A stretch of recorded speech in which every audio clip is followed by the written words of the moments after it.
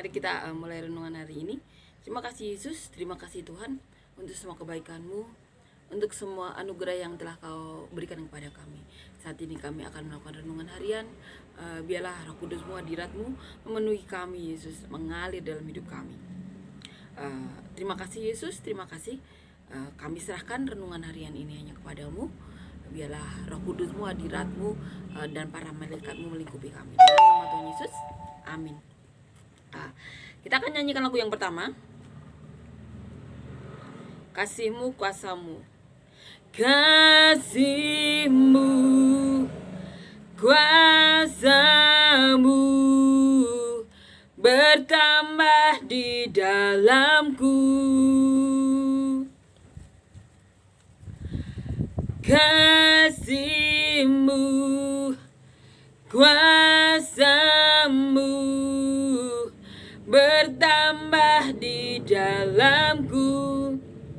Segenap hatiku memuji Engkau, segenap jiwaku memuji Engkau, segenap kekuatanku memuji Engkau. Kaulah Tuhan,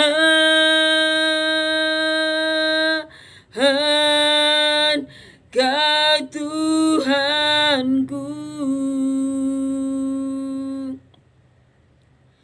Yesus Tuhan,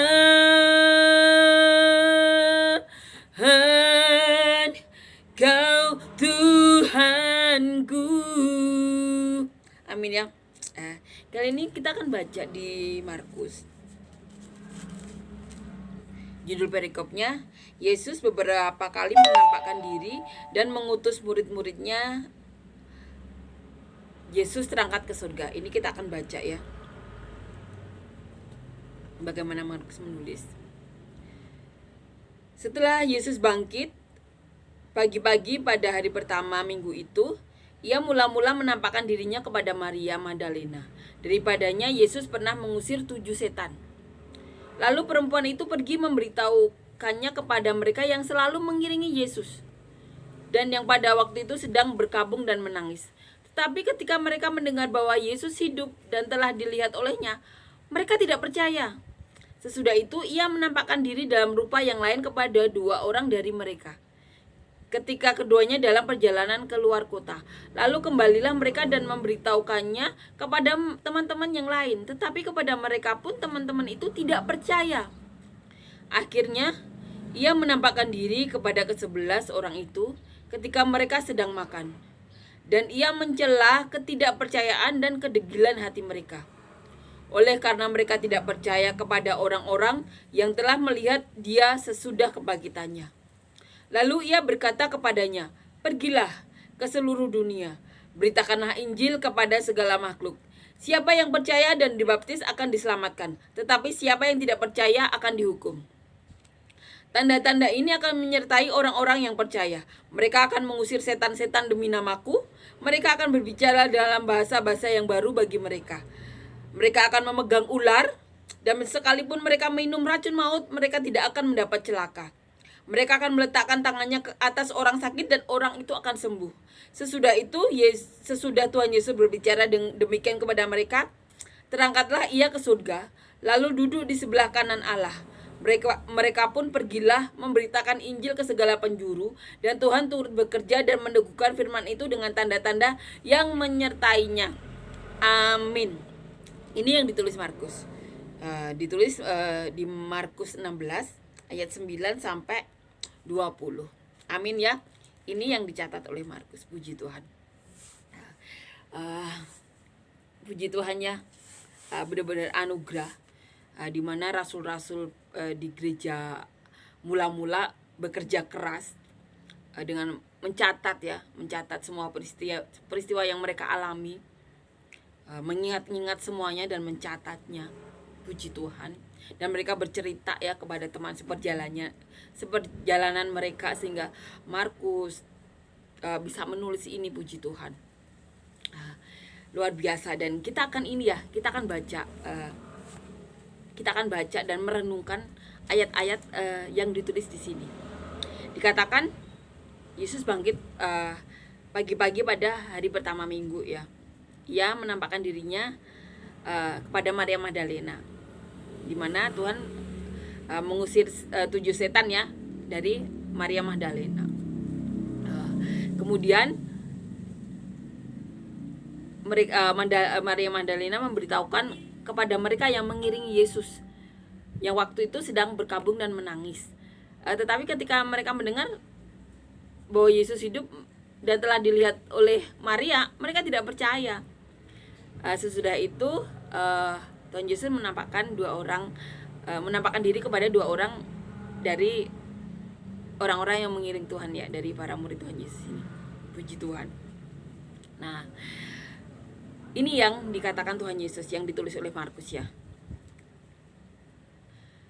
Tuhan Yesus berkata, "Pergilah ke seluruh dunia, beritakanlah Injil kepada segala makhluk. Siapa yang percaya dan dibaptis akan diselamatkan.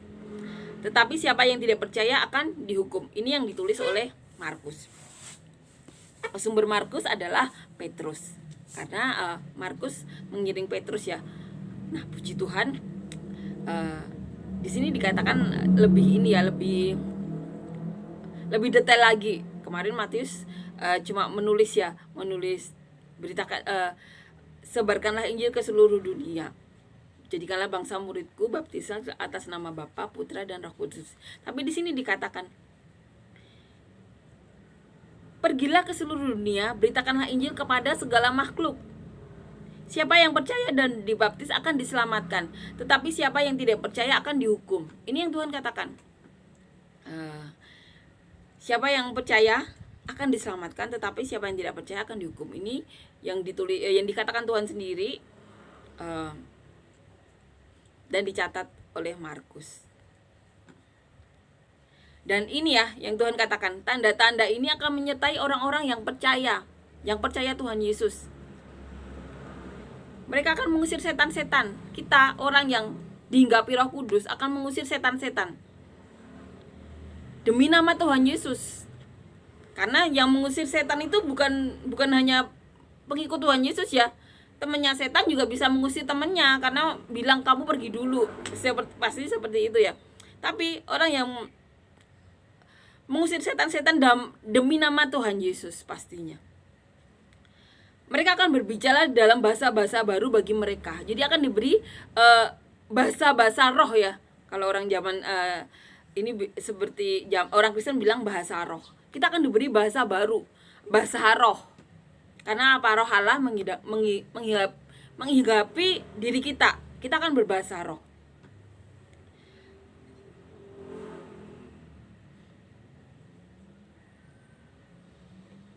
Dan ini juga dikatakan, mereka akan memegang ular, dan sekali mereka minum racun maut, mereka tidak akan mendapat celaka. Mereka akan meletakkan tangan ke atas orang sakit, dan orang itu akan sembuh. Itu tanda-tanda Roh Kudus menyertai seseorang. Sesudah Tuhan Yesus berbicara dengan mereka, terangkatlah ia ke surga. Lalu mereka duduk di sebelah kanan Allah. Tuhan Yesus duduk di sebelah kanan Allah. Mereka pun pergilah memberitakan Injil ke segala penjuru, dan Tuhan turut bekerja dan meneguhkan firman-Nya itu dengan tanda-tanda yang menyertainya. Amin ya. Tanda-tanda yang menyertai orang-orang yang dipilih Tuhan ya. Orang yang didoakan sembuh. Orang yang didoakan dapat berjalan. Itu yang tanda-tanda yang menyertai ini ya, yang menyertai orang yang percaya kepada Tuhan. Adakah tanda-tanda di situ? Tanda-tanda yang ditulis ini apakah ada pada diri kita? Coba kita renungkan. Dan kiranya jangan ada penghakiman ya antara orang Kristen ya. Ada orang-orang yang hanya sebagai orang Kristen tidak mengalami tanda-tanda seperti ini. Kiranya tidak saling menghakimi ya, karena memang Tuhan kan ini ya, Roh Allah kan sebenarnya ada di setiap orang, cuma ada roh Tuhan yang di diri beberapa orang itu tidak diaktifkan. Rasa percaya kepada Tuhan itu ada yang meletup-letup ya, ada yang benar-benar rindu Tuhan, haus akan Tuhan, sehingga Roh Allah juga rindu untuk bekerja di orang tersebut. Tapi kita tidak boleh saling menghakimi. Kita harus saling menguatkan. Agar apa? Agar orang tersebut juga mengalami kepenuhan roh ya seperti yang kita alami. Jadi selama orang itu percaya ya, kita ada roh Tuhan, maka roh Tuhan itu akan mengalir ke diri orang tersebut. Kalau orang tersebut percaya ya, percaya, tidak ada hatinya juga tertuju kepada Tuhan, tidak ada perasaan seperti yang Tuhan katakan yang tidak dipakai setan, tidak ada kedengkian, tidak ada keirian di dalam hati orang tersebut. Kalau dia percaya, Roh Kudus pasti ada di diri mereka, mengalir ya, melalui orang, mengalir ke semua orang yang rindu akan Tuhan. Kita imani itu, karena Tuhan sendiri mengatakan tanda-tanda ini akan menyertai orang yang percaya. Tanda-tanda ini menyertai orang yang percaya. Jadi saatnya kita bertanya kepada diri kita, percayakah kita? Percayakah kita? Kita harus percaya kepada Tuhan Yesus. Karena apa? Orang dunia ini seringnya mematikan iman kita. Tapi kita tidak bisa menyalahkan kayak gitu. Karena hati orang kan hanya Tuhan yang tahu. Yang terpenting tuh hati kita kepada Tuhan. Jangan sampai penghakiman orang memalingkan diri kita dari apa yang dikatakan Tuhan. Kita fokus ke Tuhan.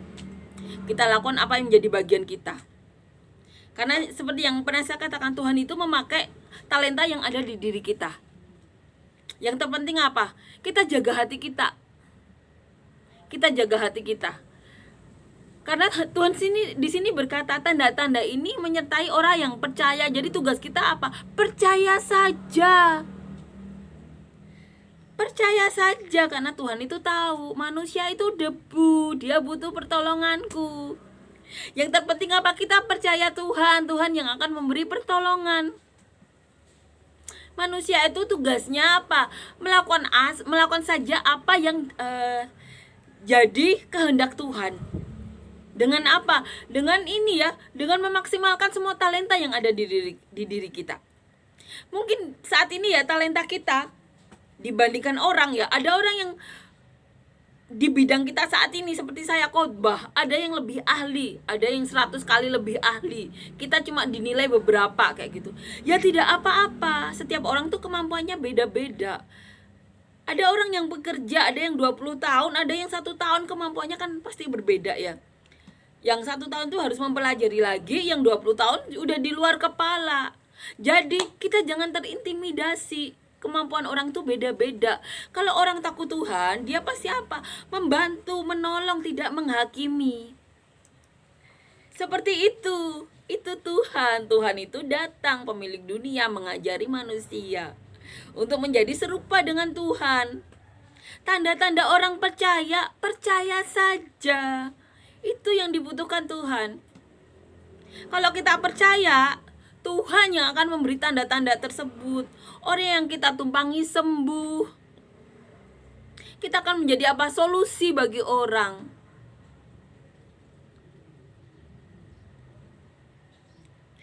Jaga hati agar apa? Roh Kudus tetap ada.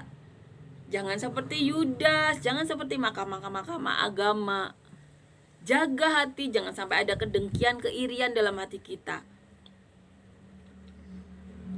Itu yang terpenting. Percaya saja, tanda-tanda orang percaya. Ada orang yang apa ya, benar-benar menguji orang yang dipilih Tuhan sampai apa? Ini sembuh enggak ya? Ini Tuhan saja di depan Herodes, Pilatus disuruh bikin tanda-tanda, Tuhan diam. Tidak membuat tanda-tanda di depan Herodes. Diolok-olok, diludahi. Tuhan diam saja. Jadi saat ada orang yang mengintimidasi, terus pengen melihat kekuatan orang Kristen atau apa, diam saja. Sudah, biarkan itu urusan mereka sama Tuhan. Toh mereka juga tidak ada tanda-tanda sama sekali kan. Berarti kita perlu bertanya, apakah dia percaya? Apakah percaya sama Tuhan atau cuma apa? Cuma formalitas aja, Kristen KTP. Tapi kita jangan menghakimi. Karena apa? Orang yang menghakimi tersebut pastinya akan dibalik seperti itu. Seperti Tuhan katakan ya, seorang guru itu pasti akan apa ya, ini ya, dinilai seperti ajarannya, seperti itu kan yang Tuhan katakan, seperti yang di Alkitab ya. Apa yang dihakimi itu akan kembali ke diri mereka. Saya juga mengalami, diuji ada kekuatannya atau tidak, seberapa kekuatannya. Kalau nggak ada kekuatan nggak boleh pelayanan lah. Padahal semua pendeta kebanyakan juga nggak ada kekuatan seperti itu kan. Mereka hanya berkhotbah, tapi puji Tuhan mereka mau memakai talenta berkhotbah. Yang terpenting di sini jangan ada penghakiman. Setiap orang kan ada talenta masing-masing kayak gitu. Jadi penting ya di sini ya untuk apa? Saling menguatkan, saling mendukung, agar apa? Roh yang ada di diri orang itu tersalurkan ke orang-orang yang mau tentunya ya, yang hatinya juga terpaut kepada Tuhan, yang terpaut kepada firman Tuhan. Karena apa? Tanda-tanda ini hanya diberikan kepada orang yang syaratnya apa? Percaya. Jadi sama Tuhan tuh percaya saja. Karena seperti yang kita katakan, Tuhan itu tahu kita itu debu, butuh pertolongannya. Manusia itu tugasnya cuma apa? Mau dipakai atau tidak. Kalau ada yang menguji kekuatan kita, Tuhan Yesus di depan Herodes sampai senang ya, karena mau ketemu Tuhan Yesus, pengen lihat kekuatannya. Ketika tidak melihat kekuatannya, Tuhan Yesus diolok-olok, diludahi, dikasih jubah ungu. Itu tanda-tanda olok-olok, karena Tuhan berkata dia raja orang Yahudi. Jadi saat ada orang yang menguji kita apapun, diam saja. Karena roh kita tuh juga tahu mana yang harus disembuhkan, mana yang tidak. Jadi jangan khawatir. Tuhan itu kan memakai orang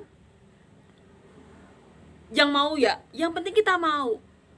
Masalah ini sembuh itu tidak, ya jangan salahkan orang yang dipakai Tuhan. Karena apa?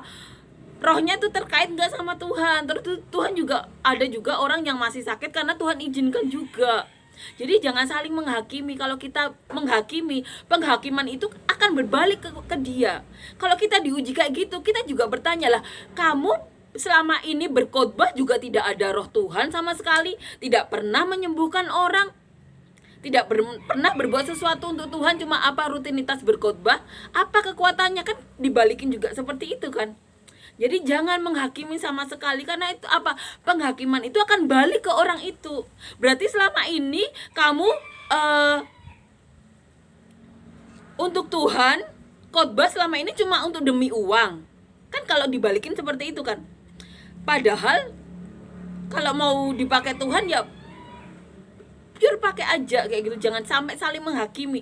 Kalau kita saling menguatkan, kita saling memuji, sama-sama memuji Tuhan, sama-sama mendoakan, kita percaya roh yang ada di dalam diri kita itu akan mengalir ke orang tersebut. Roh kita itu tidak akan pernah kehabisan energi, karena roh Tuhan itu benar-benar pemilik dunia ini kayak gitu. Kita tidak akan pernah kehabisan sama orang yang sama-sama cinta Tuhan kayak gitu. Tapi kalau kita sama di antara orang-orang yang cuma mau mengambil keuntungan dari kita yang akan kehabisan energi. Karena apa? Tidak ada timbal balik. Mau mengambil keuntungan tapi tidak mau memberkati. Itu yang akan menguras energi kita. Tapi kalau kita ada di tengah-tengah orang yang sama-sama takut Tuhan, sama-sama memuji Tuhan, energi kita tidak akan habis. Energi mereka bertambah besar, kita bertambah besar. Jadi kalau ada orang yang, menurut pengalaman saya, kalau ada orang yang menghakimi nanti ya anak-anak kita dipilih Tuhan atau apa, Tuhan juga mengalami. Saat di depan Herodes mencobai Tuhan, karena Herodes pengen lihat Tuhan mengalami memberikan tanda-tanda ya kepada Herodes. Tapi Tuhan diam saja. Akhirnya diolok-olok, diludahi, ditertawakan, tapi Tuhan diam. Jadi yang saya mau katakan, kalau nanti ada orang yang dipilih Tuhan dan kalian dites kekuatannya, jangan khawatir, balikin saja perkataannya. Lah, Anda selama ini khotbah juga tidak ada kekuatan sama sekali, tumpang tangan ke orang juga tidak sembuh, tidak ada tanda-tanda sama sekali, cuma khotbah sebagai rutinitas. Kenapa menghakimi? Kalau dibalikin seperti itu, jangan khawatir. Jadi kalau kalian mau Roh Allah bertambah besar, bergabung sama orang-orang yang cinta Tuhan, yang menghargai kita. Kita memuji Tuhan bersama, kita mendengarkan Tuhan bersama, bersorak-sorak bersama. Energinya yang di dalam diri kita, sukacita kita akan bertambah besar. Orang sembuh saja. Orang mendapatkan jalan keluar, ya dapatkan langsung. Tapi berbeda kalau kita di antara orang-orang yang hanya mau mengambil keuntungan, tidak mau kita berkembang. Roh Tuhan itu juga seperti kasihan ya, dalam diri kita juga merasa kasihan juga pastinya ya. Seperti yang dialami Tuhan. Tuhan di depan Herodes juga tidak membuat mujizat. Tuhan diam saja. Karena apa? Roh Tuhan juga ini ya, tidak mau memberkati Herodes juga.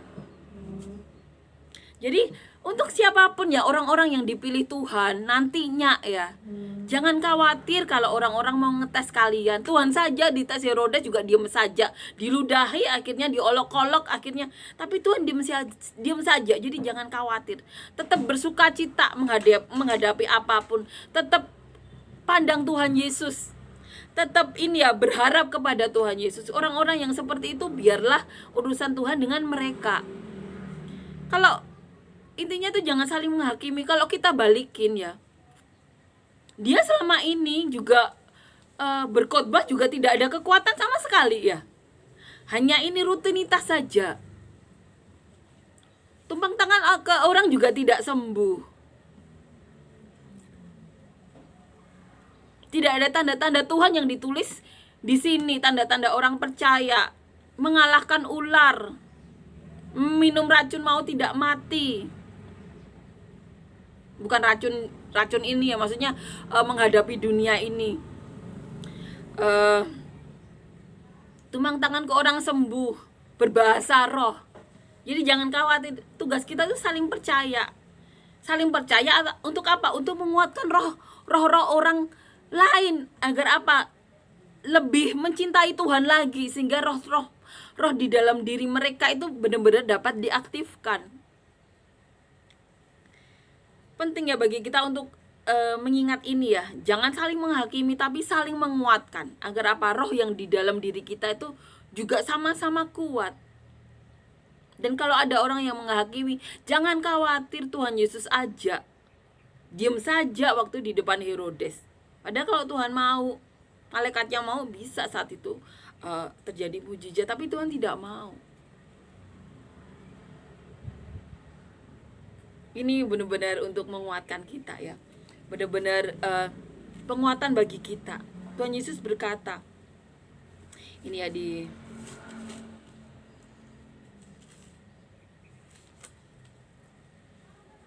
berkata di sini ya, pergilah ke seluruh dunia, beritakanlah Injil kepada segala makhluk. Siapa yang percaya dan dibaptis akan diselamatkan, tetapi siapa yang tidak percaya akan dihukum. Ini yang dikatakan Tuhan. Tanda-tanda ini yang saya baca lagi, tanda-tanda ini akan menyertai orang-orang yang percaya. Mereka akan mengusir setan-setan demi namaku. Mereka akan berbicara dalam bahasa-bahasa yang baru bagi mereka.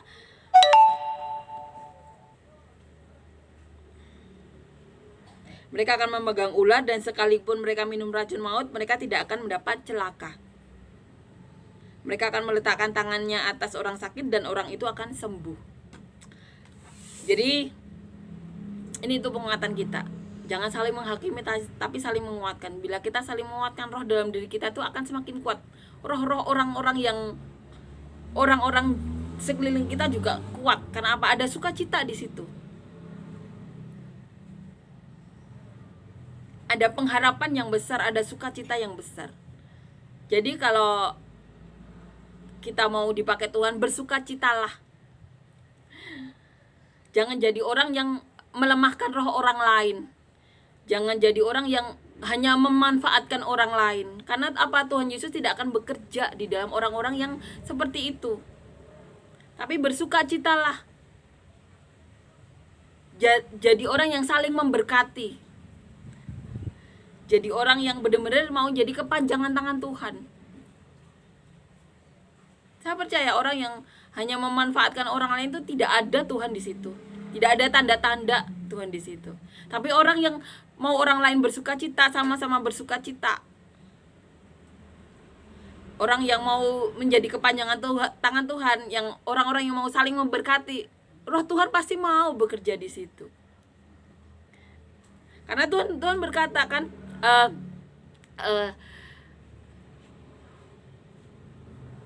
obat yang manjur adalah hati yang gembira adalah obat yang manjur kan.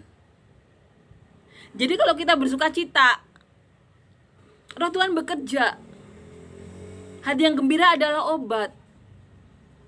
Ditambah ada Roh Tuhan bekerja di diri kita dan orang tersebut, makin cepatlah kesembuhan. Jadi bersukacitalah, selalu tersenyumlah, selalu tertawalah. Karena apa? Karena itu obat yang manjur yang dikatakan Tuhan. Roh Tuhan jadi bisa bekerja karena kita apa? Memberi sukacita ke orang lain. Orang lain juga kalau mengalami sakit jadi cepat sembuh. Ditambah ada Roh Tuhan di diri kita dan roh dia aktif, semakin cepatlah kesembuhan. Amin ya. Kita percaya itu. Jadi kalau saat ini kita jadi hamba Tuhan tidak pernah mengalami tanda-tanda itu ya, tanda-tanda orang percaya yang ditulis ini, jangan berkecil hati, tetap percaya, hindari orang-orang yang menghakimi. Jadi orang yang bersukacita, jangan jaga hati, jangan dengki, jangan iri, pasti dipakai Tuhan. Yang terpenting apa? Jangan mengorbankan orang lain, jangan ada dengki atau iri yang bisa dipakai setan. Bersukacitalah, pasti dipakai Tuhan. Pasti dipakai Tuhan. Karena Tuhan di sini katakan tanda-tanda orang percaya, yang penting percaya saja. Kalau ada orang yang menghakimi, tinggalkan, cari orang yang tidak menghakimi, pasti ada. Kok kamu pelayanan tidak ada tanda-tanda? Biarin. Yang penting kita tidak menghakimi, nanti kata-kata itu dibalik. Yang terpenting itu bersukacitalah, selalu tersenyum, selalu tertawalah. Hati yang gembira adalah obat. Salurkan itu ke orang lain.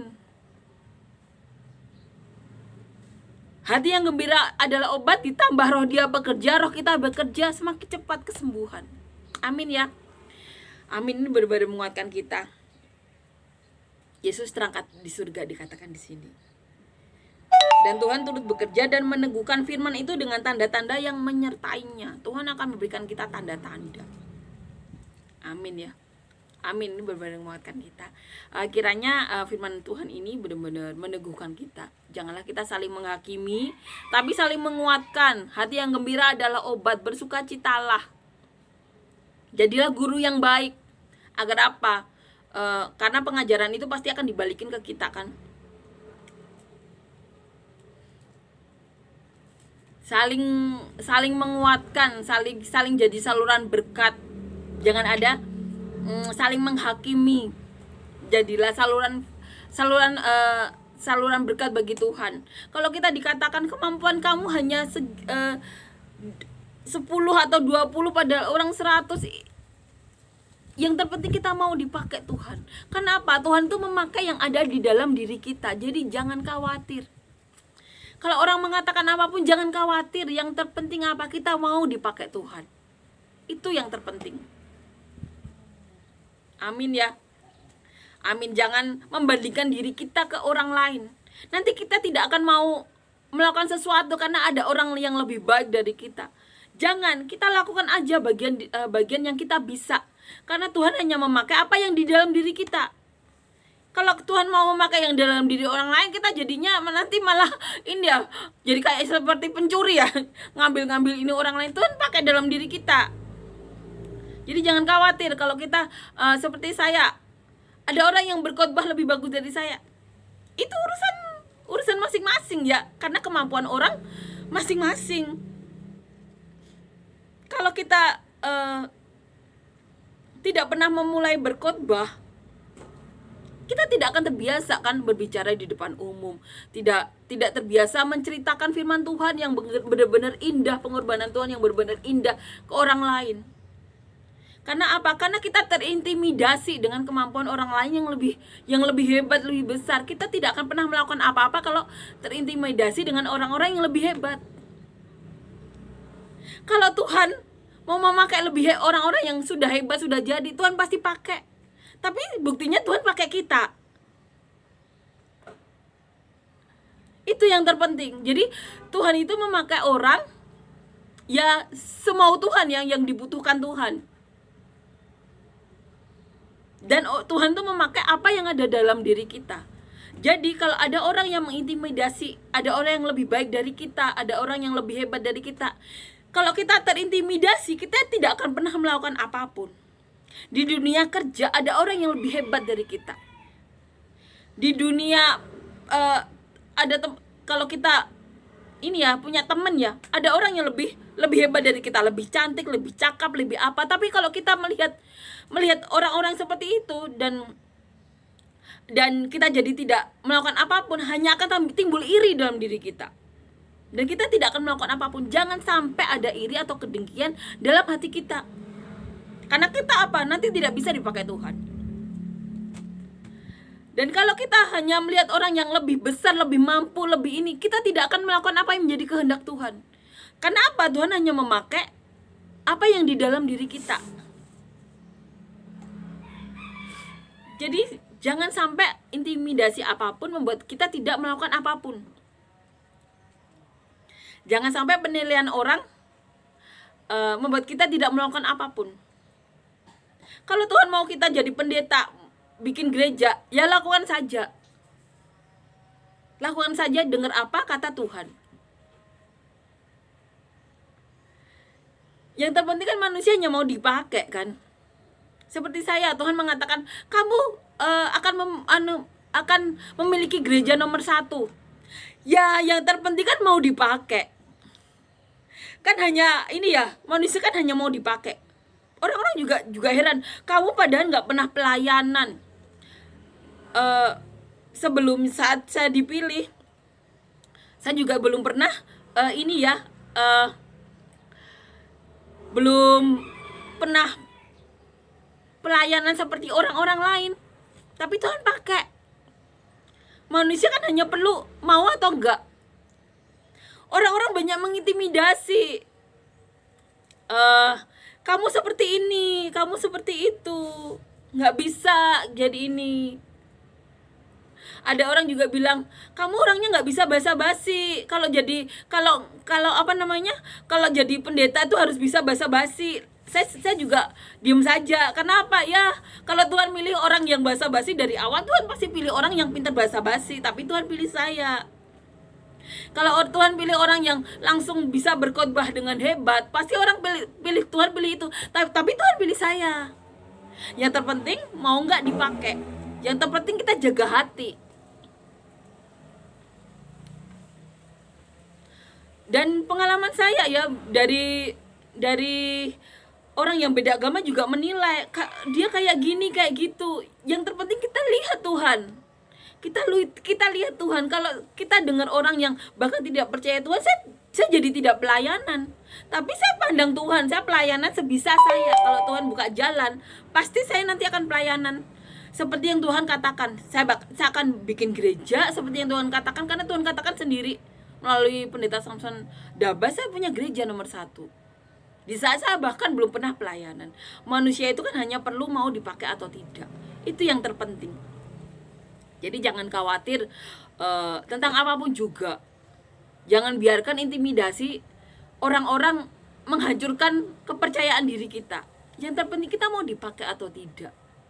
Kalau kita dengarkan orang, kita tidak akan melakukan apapun. Seperti saya katakan berulang-ulang, Tuhan itu memakai apa yang di dalam diri kita. Tuhan memakai itu.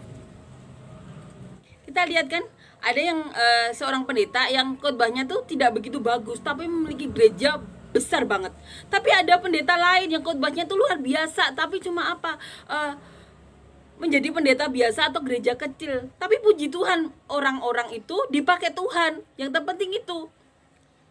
Tapi buktinya ada yang khotbahnya luar biasa, hanya gereja biasa. Tapi ada yang khotbahnya tuh bukan seperti pendeta-pendeta tersebut. Ya khotbahnya bahkan terkadang kita harus harus mendengarkan baik-baik untuk bisa mengerti inti khotbahnya. Tapi dipakai Tuhan luar biasa, punya gereja yang besar. Juga bisa melakukan mujizat-mujizat Tuhan juga. Padahal tidak berkhotbah seperti pendeta-pendeta lainnya. Tapi pendeta-pendeta yang pintar berbicara itu bahkan kadang-kadang tidak memiliki gereja. Hanya pendeta yang dipanggil antar gereja, tapi mereka puji Tuhan dipakai Tuhan, itu yang terpenting. Jadi kita jangan saling menghakimi. Karena apa? Talenta yang di dalam kita itu Tuhan sudah tahu dari awal. Kalau kita hanya memikirkan intimidasi orang-orang, kita tidak akan pernah melakukan apapun. Kita tidak akan pernah memulai untuk berkhotbah. Kita tidak akan memulai untuk memberitakan firman Tuhan. Jadi terpenting apa? Fokus kepada Tuhan. Dengarkan aja kata Tuhan, lakukan aja menjadi bagian kita. Kita hanya dipakai Tuhan sesuai dengan apa yang dalam diri kita. Yang terpenting apa? Agar tanda-tanda orang percaya itu ada dalam diri kita. Jaga hati kita, jangan sampai ada iri dengki. Jaga hati kita. Jangan menghakimi orang lain. Karena penghakiman itu akan balik ke diri kita.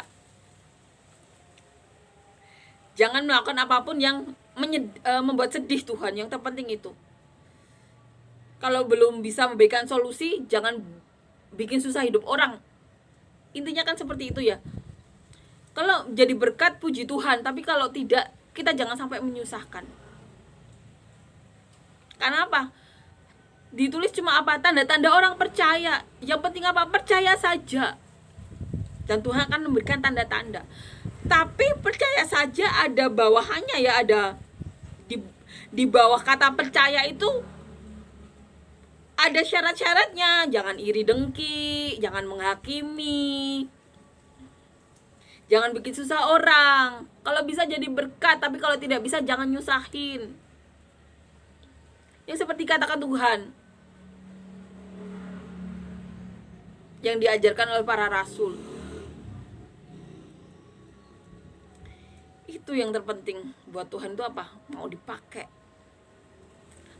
oleh Tuhan. Kita bersedia. Karena Tuhan hanya memakai apa yang ada dalam diri kita. Amin ya. Ini benar-benar menguatkan. Karena apa? Ini pengalaman saya. Kalau kita diintimidasi, kita tidak akan pernah memulai. Kita tidak akan pernah memulai untuk berkhotbah. Berkhotbah itu apa? Menceritakan apa yang ditulis oleh para rasul. Menceritakan pengalaman kita.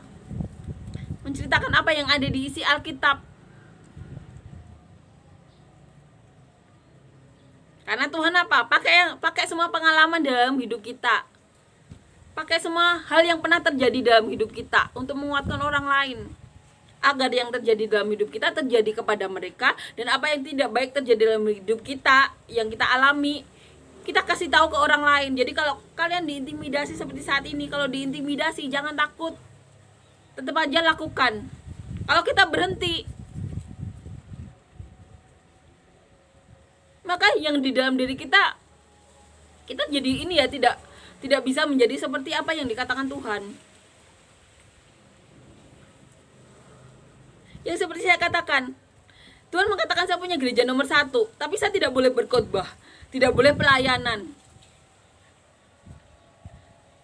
Kan jadi antara yang mengatakan, saya juga tidak heran sih, sebenarnya juga tidak nyambung sih. Satunya yang mengatakan Tuhan Yesus, satunya yang tidak memperbolehkan itu waktu itu tidak percaya Tuhan, bahkan tidak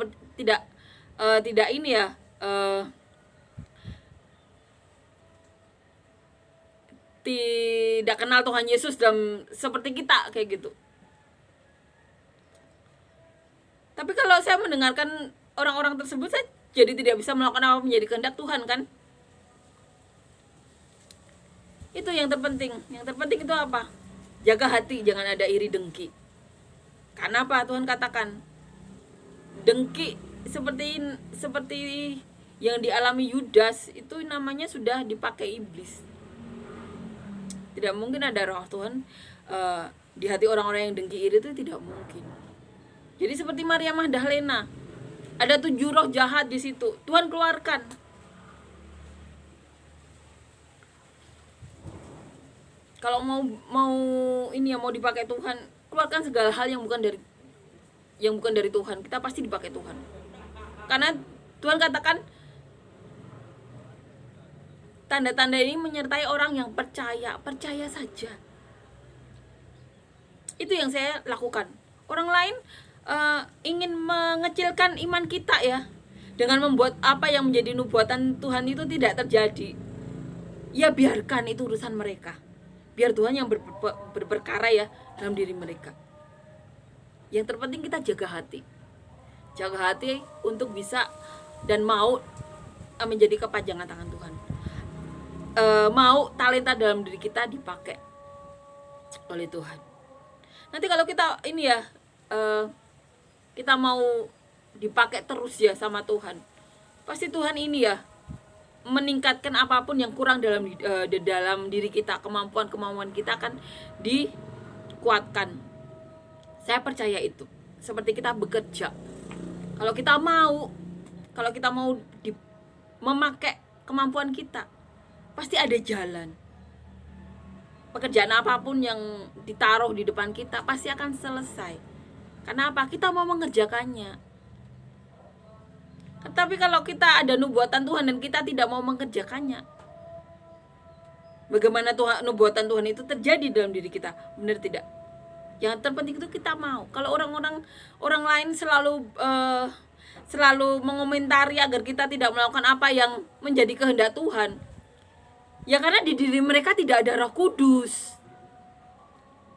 Mungkin di dalam diri mereka apa? Cuma mau memanfaatkan. Di dalam diri mereka tidak bekerja roh-roh Tuhan. Jadi mereka tidak mau jadi saluran bagi Tuhan. Mereka hanya mau melakukan apa? Yang menguntungkan mereka.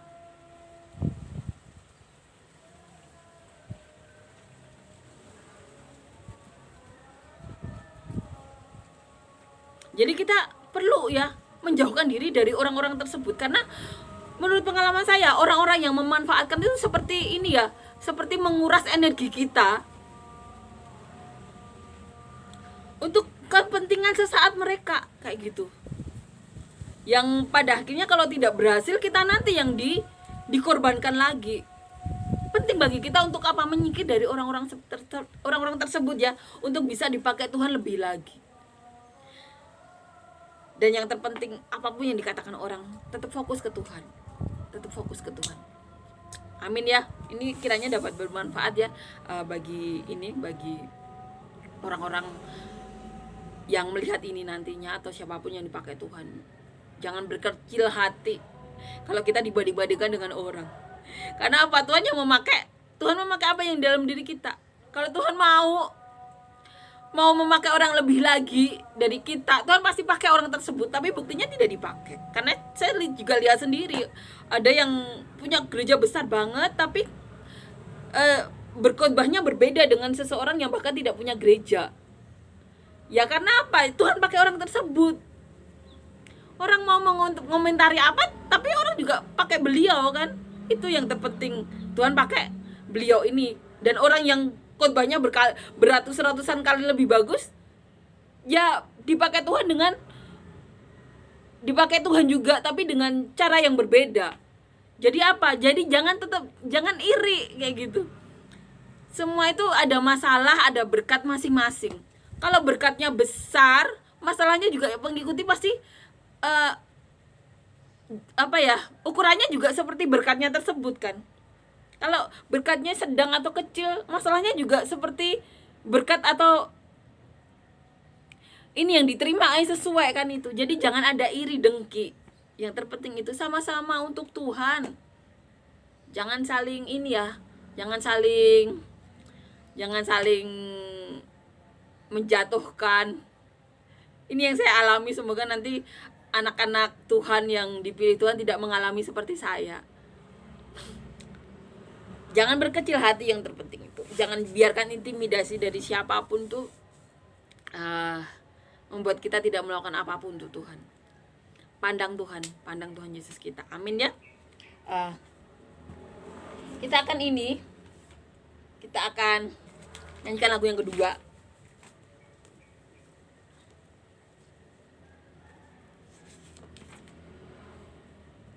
Kasihnya seperti sungai. Kasihnya seperti sungai, kasihnya seperti sungai, kasihnya seperti sungai di hatiku, mengalir di waktu hujan, mengalir di waktu panas. Kasihnya seperti sungai di hatiku. Amin ya. Terima kasih Yesus, terima kasih Tuhan untuk perkataanmu ini Tuhan. Terima kasih untuk semua hal yang telah kau lakukan. Terima kasih Yesus karena kau begitu luar biasa. Terima kasih Yesus karena kau benar-benar telah menjadi Tuhan yang hidup Tuhan. Benar-benar Tuhan yang nyata, di mana 16 tahun yang lalu berbicara kepada saya melalui para pendetamu Tuhan, 3 pendeta besar dari 3 negara. Terima kasih Yesus, terima kasih Tuhan. Dan saat ini kami akan menyelesaikan renungan harian ini. Yesus, terima kasih Tuhan untuk setiap perkataanmu hari ini. Biarlah setiap perkataanmu hari ini menjadi benih Yesus, benih yang hidup, tertanam kuat di hati kami, yang telah kau jadikan tanah yang baik Tuhan, sehingga dapat berbuah lebat Yesus, untuk kemuliaan namamu Tuhan. Agar namamu saja yang dipermuliakan Yesus. Berakar, bertumbuh, berbuah lebat bagimu, untuk menjadi berkat bagi kami, orang-orang sekitar kami, sampai ke penjuru bumi seperti yang kau mau. Terima kasih Yesus, terima kasih Tuhan, terima kasih karena kau benar-benar nyata, benar-benar ada Tuhan. Terima kasih untuk perkenananmu dan pernyataanmu yang benar-benar nyata. Dalam nama Tuhan Yesus, amin.